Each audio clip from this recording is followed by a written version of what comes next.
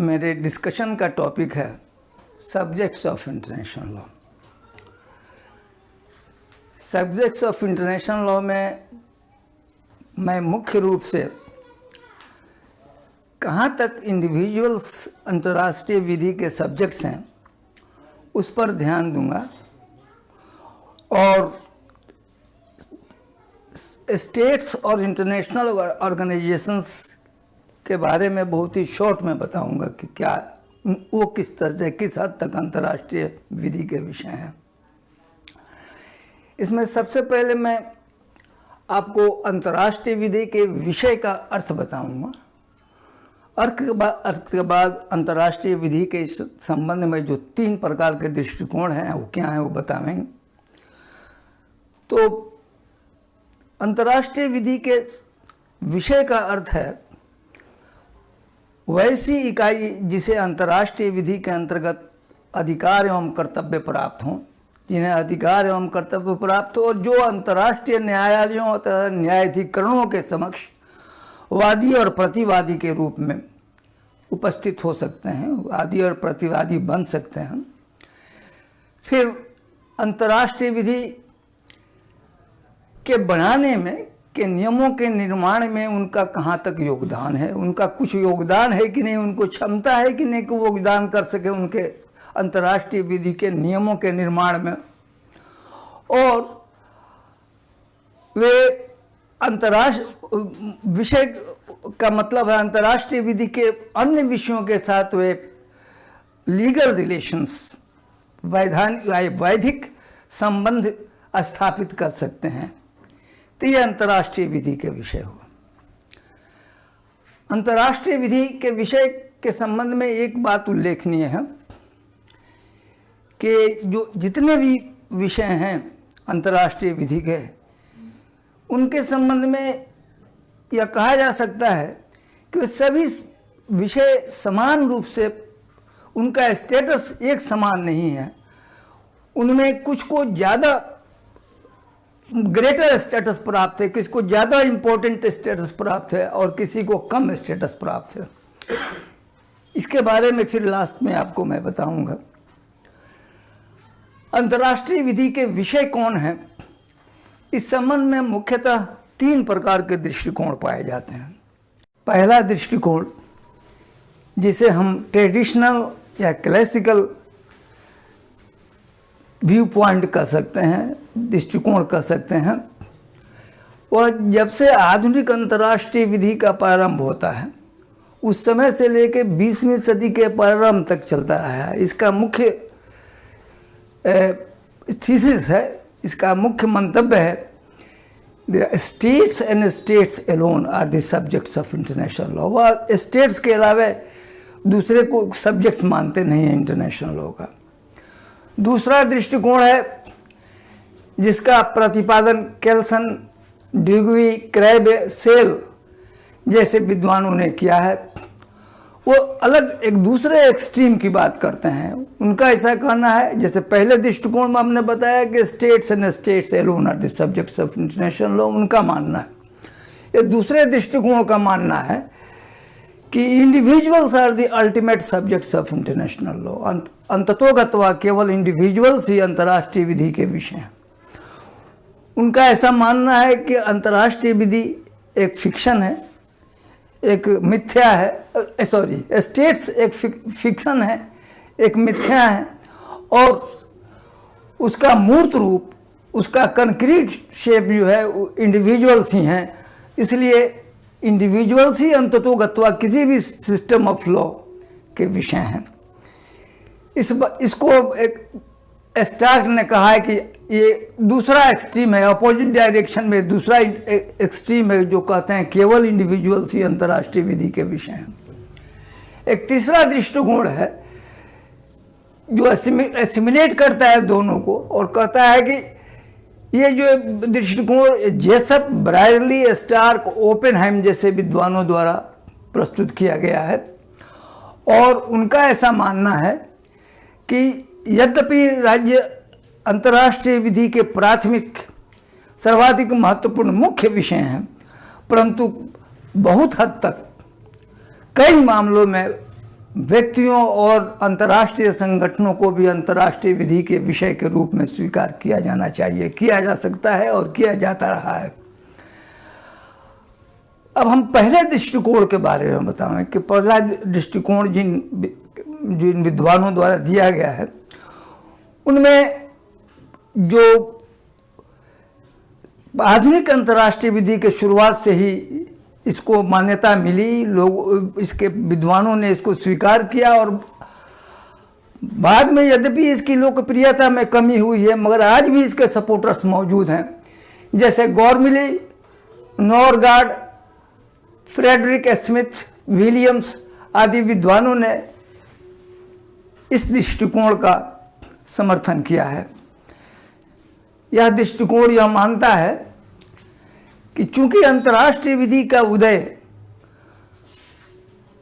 संप्रभु राज्यों के पारस्परिक संबंधों को नियमित करने, उनके संचालन के लिए इसका उदय हुआ, इसलिए केवल राज्य ही अंतर्राष्ट्रीय विधि के विषय हैं।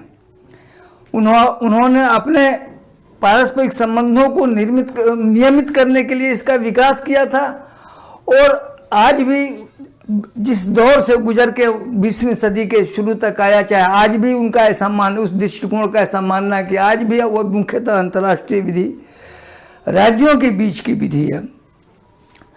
केवल राज्य ही अंतर्राष्ट्रीय न्यायालयों के समक्ष उपस्थित हो सकते हैं, अंतर्राष्ट्रीय न्यायालयों में वादी एवं प्रतिवादी हो सकते हैं, युद्ध की घोषणा कर सकते हैं और युद्ध की समाप्ति कर सकते हैं, शांति की घोषणा, शांति की स्थापना कर सकते हैं, एक दूसरे के यहाँ राजदूत भेज सकते हैं, राजदूत रिसीव कर सकते हैं।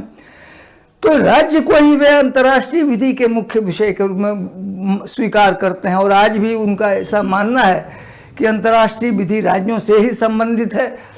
और जैसे नॉरगार्ड, गॉर्मिली, फ्रेडरिक स्मिथ और विलियम्स का हमने नाम दिया, आज भी इन विद्वानों ने इसका समर्थन किया है। तो दूसरा दृष्टिकोण जो है,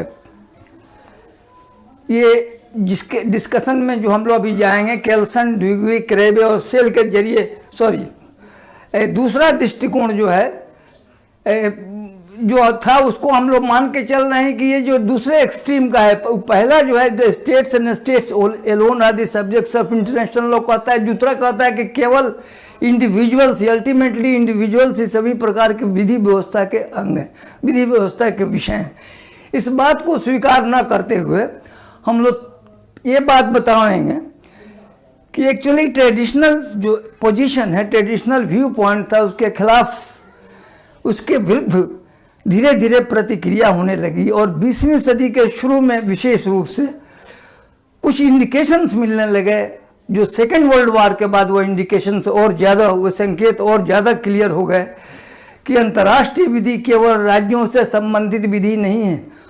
उसका डेफिनेशन, अंतर्राष्ट्रीय विधि का डेफिनेशन बदल गया और उसमें अंतर्राष्ट्रीय विधि के डेफिनेशन में यह स्वीकार किया जाने लगा कि अंतर्राष्ट्रीय विधि वास्तव में अंतर्राष्ट्रीय विधि मुख्यतः राज्यों से संबंधित है, परंतु बहुत हद तक वह इंडिविजुअल्स, व्यक्तियों और अंतर्राष्ट्रीय संगठनों से भी संबंधित है। तो अंतर्राष्ट्रीय संगठनों से भी संबंधित होने का मतलब है, या व्यक्ति से संबंधित होने का मतलब है कि यह दृष्टिकोण जो है ये मान के चलता है कि न तक केवल ये स्टेट्स इंपॉर्टेंट हैं as source, as subjects of international law, परंतु इंडिविजुअल्स और इंटरनेशनल ऑर्गेनाइजेशंस भी भले उतना इम्पोर्टेंट नहीं हो, मगर वह अंतर्राष्ट्रीय विधि के विषय का स्टेटस प्राप्त कर गए।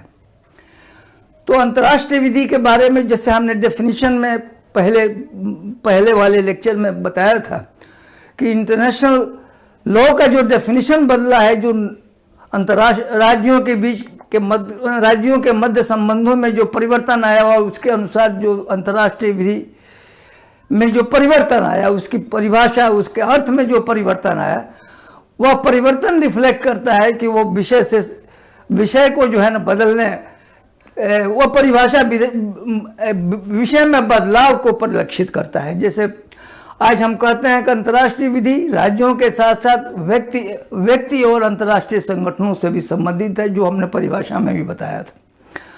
अब प्रश्न यह उठता है कि अंतर्राष्ट्रीय विधि किस हद तक इंडिविजुअल्स व्यक्तियों से संबंधित है। वो जो अंतर्राष्ट्रीय विधि के विषय होते हैं उनको इंटरनेशनल पर्सन्स भी कहा जाता है।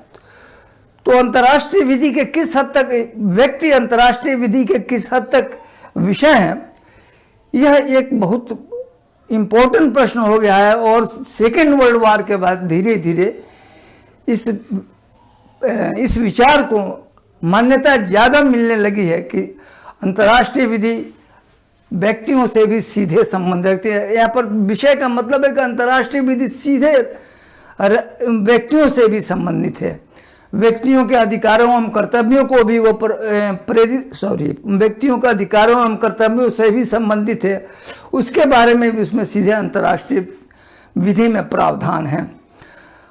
जो विद्वान 20वीं सदी में जो परिवर्तन हुए हैं अंतर्राष्ट्रीय विधि के क्षेत्राधिकार में, उनके ध्यान में रखते हैं, उनका ऐसा मानना है कि कई ऐसे सिचुएशंस हो सकते हैं, कई ऐसी परिस्थितियां आ सकती हैं जब व्यक्ति सीधे अंतर्राष्ट्रीय विधि के विषय हो सकते हैं। पहले व्यक्ति अपने स्टेट के थ्रू, अपने स्टेट के माध्यम से अंतर्राष्ट्रीय क्षेत्र में उसके पर कोई अधिकार एवं कर्तव्य लागू होता था। अब बिना स्टेट के हस्तक्षेप के, बिना स्टेट के सहारा लिए अंतर्राष्ट्रीय विधि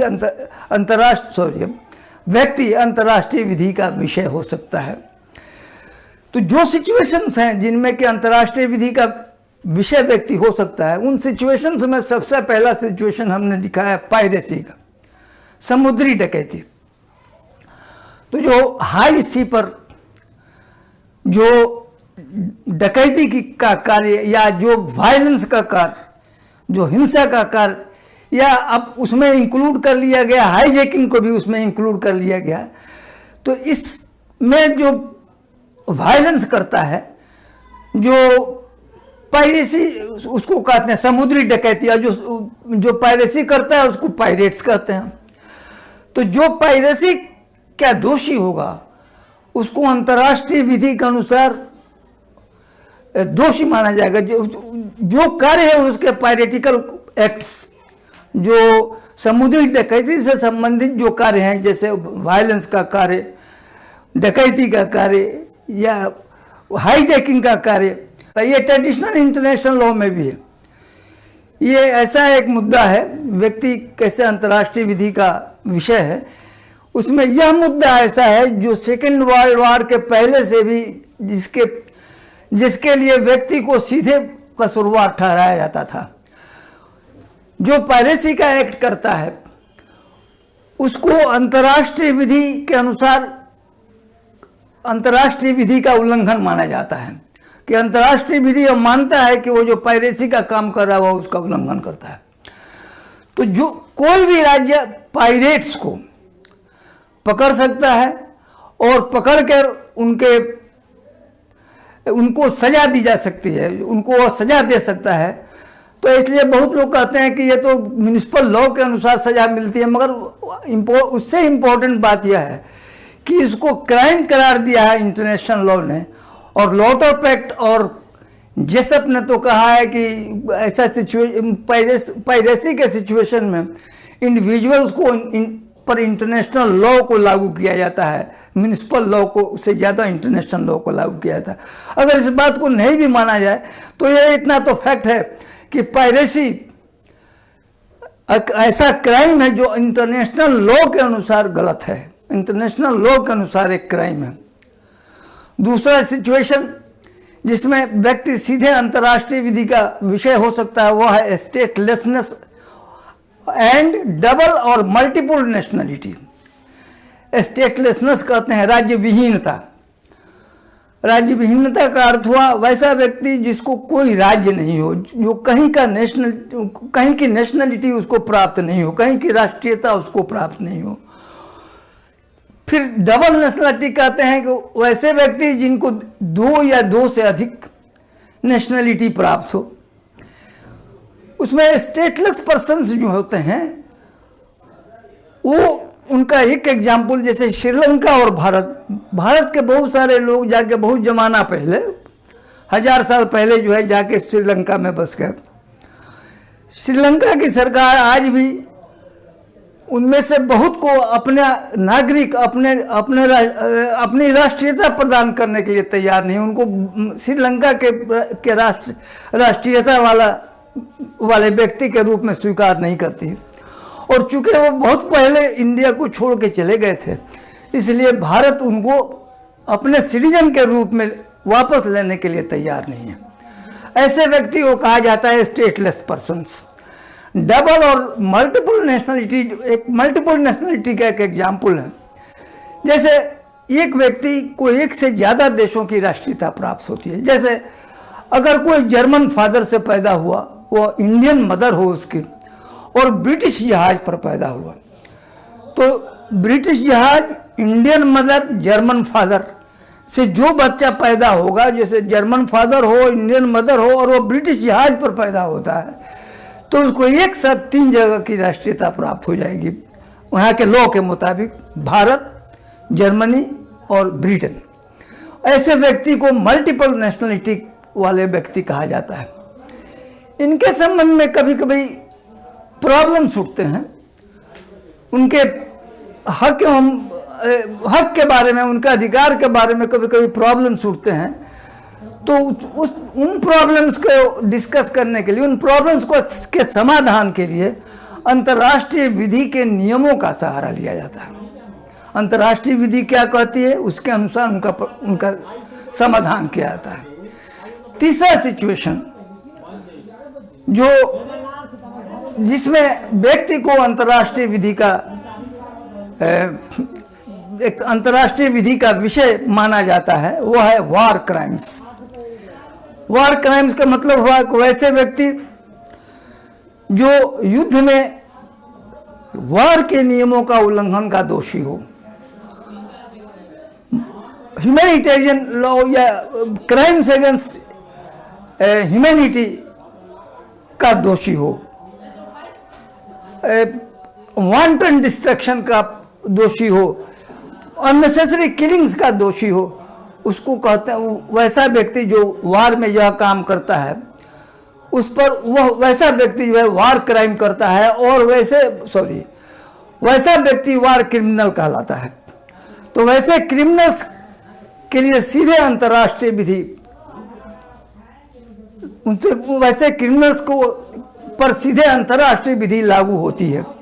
अंतर्राष्ट्रीय विधि के अनुसार उनको दोषी ठहराया जाता है, किसी म्युनिसिपल लॉ के द्वारा नहीं, म्युनिसिपल लॉ के अनुसार नहीं। उसमें सबसे पहले न्यूरेमबर्ग एंड टोक्यो ट्राइब्यूनल जो सेकेंड वर्ल्ड वार के बने थे, यहाँ पर जर्मनी और जापान के बहुत से सैनिकों को सजा दी गई, और जिन पर दोषारोपण किया गया उनको दोषी ठहराया गया। तो वो जो है वो सीधे उसमें उन पर वह विधि लागू की गई, और यह आर्गुमेंट उन सैनिकों का नहीं स्वीकार किया गया। उनका यह अगर तर्क था कि हमने जो कुछ किया वे हमारे अपने राज्य के आदेश पर, गवर्नमेंट के आदेश पर या मिलिट्री कमांडर के आदेश पर हमने किया, इस सिचुएशन को स्वीकार नहीं किया। और ये ट्राइब्यूनल्स जो थे, उन दोनों ट्राइब्यूनल्स ने व्यक्तिगत उत्तरदायित्व के नियम का प्रतिपादन किया। इस अपराध के लिए व्यक्तिगत उत्तरदायित्व को निर्धारित करने के लिए पिछले कुछ वर्षों में प्रयास किए गए हैं। 1993 में इंटरनेशनल ट्राइब्यूनल फॉर यूगोस्लाविया का निर्माण हुआ, जो कि बोस्निया वगैरह में वार जो हुआ था, जो वहाँ के युद्ध अपराध को निर्धारित करने के लिए, वहाँ पर युद्ध अपराधियों के खिलाफ कार्रवाई करने के लिए किया गया था। फिर international criminal tribunal for Rwanda 1994 में स्थापित किया गया था। उसका भी उद्देश्य वही था कि व्यक्ति पर जो क्राइम वहाँ के मिलिट्री ने किया था उस पर डायरेक्ट रिस्पॉन्सिबिलिटी फिक्स किया जाए, व्यक्तिगत रिस्पॉन्सिबिलिटी। फिर 1998 में इंटरनेशनल क्रिमिनल कोर्ट की स्थापना की गई। बजाते कोर्ट ही बना दिया गया, इंटरनेशनल क्रिमिनल कोर्ट। तो अंतर्राष्ट्रीय तो युद्धापराध को निर्धारित करने और उसकी जिम्मेदारी फिक्स करने, उसको सजा देने के लिए इस कोर्ट की स्थापना की गई, जो एक बहुत उस दिशा में व्यक्तिगत जिम्मेदारी को निर्धारित करने की दिशा में एक बड़ा कदम है। उसके अतिरिक्त प्रिजनर्स ऑफ वॉर एक दूसरा सिचुएशन है, प्रिजनर्स ऑफ वॉर का। प्रिजनर्स ऑफ वॉर कहते हैं जो ऑफिसर या जो सैनिक युद्ध में लड़ने के दौरान, लड़ाई के दौरान जिनको पकड़ा जाए, जिनको बंदी बनाया जाए, दूसरा पक्ष जो है, जो दो या दो से ज़्यादा जो बेलिजेरेंट रहते हैं, वे अगर उस एक पक्ष के युद्धबंद आदमी को जो कि सेना में से एसोसिएटेड है, जो सैनिक के तौर पर लड़ रहा है, उसको अगर बंदी बना लेता है, पकड़ लेता है, तो उसको युद्धबंदी कहा जाता है। तो युद्धबंदियों के साथ कैसा व्यवहार हो, युद्धबंदियों के साथ अमानवीय व्यवहार नहीं होना चाहिए, इसके लिए प्रावधान किया गया। पहले तो हेग रेगुलेशंस 1907 में जो दूसरा हेग रेगुलेशन था, जो हेग कॉन्फ्रेंस, उसके द्वारा एक रेगुलेशन निर्धारित किए गए, तो जो 1907 में किया गया। फिर जेनेवा कन्वेंशन 1949 में। तो जो प्रिजनर्स ऑफ वॉर होते हैं उन पर कोई म्युनिसिपल लॉ लागू नहीं होता है, पकड़े जाते हैं वो एक देश के द्वारा, मगर उन पर लागू किया जाता है अंतर्राष्ट्रीय विधि के नियम को। उनके प्रति कैसा व्यवहार करना है, क्या उनके साथ कैसा सलूक करना है और कैसे रखना है उनको इसके लिए नियम बनाए गए हैं, और वे अंतर्राष्ट्रीय विधि के नियम है, किसी राष्ट्रीय विधि के नियम लागू नहीं होते। फिर आखिर में हम लोग कह सकते हैं कि अंतर्राष्ट्रीय बहुत सारे ऐसे अपराध हैं जिनके रोकथाम के लिए प्रयास किए गए हैं। जैसे जेनोसाइड, एक कन्वेंशन हुआ जेनोसाइड का, कहते हैं उसको नरसंहार। तो नरसंहार जो है किसी एक समुदाय के लोगों, किसी एक राष्ट्र के लोगों या किसी एक एथनिक ग्रुप के लोगों को कई खात्मा के लिए, कई किलिंग्स के लिए अगर कोई प्रयास किया जाता है, कोई ऐसा क्राइम करता है, तो उसको रोकथाम के लिए वो उसको क्राइम घोषित किया गया जेनोसाइड के कन्वेंशन के द्वारा। फिर स्लेव ट्रेड, दास को एक जगह से दूसरे, दास में का ट्रेड नहीं किया सकता, उसका व्यापार नहीं किया सकता। फिर हाईजैकिंग, ड्रग ट्रैफिक, ये इनके प्रिवेंशन के लिए और पनिशमेंट के लिए कानून बनाए गए हैं। तो जो अंतर्राष्ट्रीय विधि के नियम बनाए गए हैं उन पर वो लागू होता है। तो स्पष्ट रूप से इतना जो उदाहरण हमने दिया, उससे एक बात स्पष्ट है कि अंतर्राष्ट्रीय विधि की प्रवृत्ति, नई जो प्रवृत्तियां हैं 20वीं सदी में, 20वीं सदी के बाद भी, वे प्रवृत्तियां अंतर्राष्ट्रीय विधि के अंतर्गत व्यक्तियों के अधिकारों एवं कर्तव्यों को सीधे देने की प्रवृत्ति, सीधे उनको अधिकार प्रदान करने और उन पर दायित्व थोपने की प्रवृत्ति दिखाई दे रही है। उस टेंडेंसी को, उस ट्रेंड को अभी धीरे धीरे 20वीं सदी में शुरू हुआ और काफ़ी उसमें प्रगति भी हुई है। अंतर्राष्ट्रीय संगठन और संस्थाएं जो हैं, उनके आगमन से भी, उनके उदय से भी बहुत सारे ऐसे नियम बनाए गए जो कि व्यक्तियों को अंतर्राष्ट्रीय विधि के विषय के रूप में प्रतिष्ठित होने में सहायता पहुंचाई। अंतर्राष्ट्रीय संगठन और संस्थाएं जो हैं वे अंतर्राष्ट्रीय विधि के विषय माने जाते हैं। और ये जैसे आप ILO, WHO, United Nations itself, तो ये यूनाइटेड नेशंस से लेके और ये जितने ऑर्गेनाइजेशंस है, ILO है, WHO है, तो ये जो ऑर्गेनाइजेशंस हैं उनको अंतर्राष्ट्रीय विधि के अंतर्गत अधिकार एवं कर्तव्य अंतर्राष्ट्रीय विधि के नियमों से शासित होते हैं, और उन पर अंतर्राष्ट्रीय विधि चूँकि लागू होती है, इसलिए उनको अंतर्राष्ट्रीय विधि के विषय के रूप में स्वीकार किया जाता है। 1949 में एक केस हुआ था जिसमें कि आईसीजे का, इंटरनेशनल कोर्ट ऑफ जस्टिस का एडवाइजरी ओपिनियन था। तो उसमें उस reparation for injuries suffered in the service of the United Nations के सेवा में कोई रह रहा है, उसमें जो उसको क्षति पहुंचती है, उसको कैसा रिपेरेशन, उसको क्षतिपूर्ति होनी चाहिए। तो उस क्षतिपूर्ति के संबंध में जो एडवाइजरी ओपिनियन था 1949 में, उसने उस आईसीजे ने उस एडवाइजरी ओपिनियन में यह स्पष्ट रूप से कहा था कि यूएनओ अंतर्राष्ट्रीय विधि का एक विषय है। वो क्लियरली उसने कहा कि यूएनओ एक विषय है और कुछ अन्य संगठन भी जिनको अंतर्राष्ट्रीय विधि के अंतर्गत अधिकार एवं कर्तव्य प्राप्त हैं, वे अंतर्राष्ट्रीय विधि के विषय हैं। अब हमने देखा है ऊपर से लेकर नीचे तक जो हमने आपको बताया, जो अभी तक शुरू से लेकर अब तक 3 तरह के मुख्यतः हमने विषयों का जिक्र किया है। एक तो स्टेट्स, दूसरा इंडिविजुअल्स और फिर कैसे इंटरनेशनल ऑर्गेनाइजेशंस। तो 3 तरह के विषय हैं। मगर एक बात ध्यान देने की है कि निश्चित रूप से स्टेट्स सबसे इम्पोर्टेंट है, मगर states and states alone are the subjects of international law. आज यह कहना उचित नहीं है। जो प्रवृत्तियां हैं, जो दिशा है अंतर्राष्ट्रीय विधि की, वह दिशा स्टेट्स के अतिरिक्त इंडिविजुअल्स को और अंतर्राष्ट्रीय संगठनों को भी अंतर्राष्ट्रीय विधि के विषय के रूप में स्वीकार करने के ट्रेंड्स हैं, टेंडेंसीज हैं।